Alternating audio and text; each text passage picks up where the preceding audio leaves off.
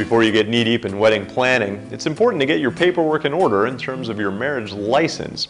If you plan on marrying and living in the state of Georgia, you'll need to make sure you make the commitment to ensuring you have all the requirements and stipulations taken care of so the big day doesn't become a big disappointment. Let's start with the types of marriages that can and cannot be performed in Georgia.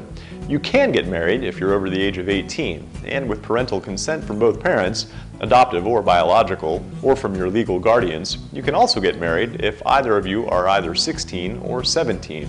You cannot get married if either of you are younger. There are no proxy or common law marriages that are recognized either.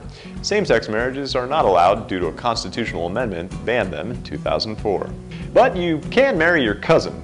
Officiants for weddings in Georgia can be clergymen, pastors, and licensed or ordained ministers from recognized religious societies. You may also be married by a justice of the peace. Georgia has some other requirements that are important to keep in mind.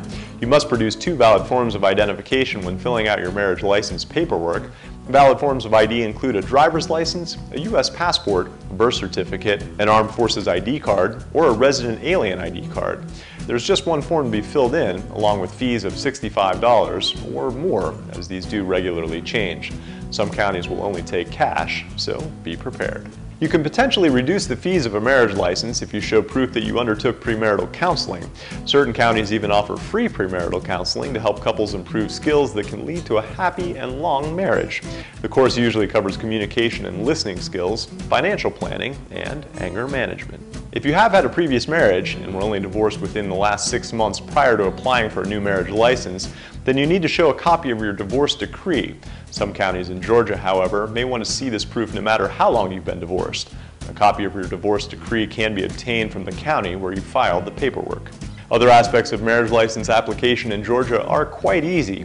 You're no longer required to submit to a blood test, and there is no waiting period. There are also no residency requirements, but if you are a resident, you must apply for the license within the county where you plan to have your wedding performed.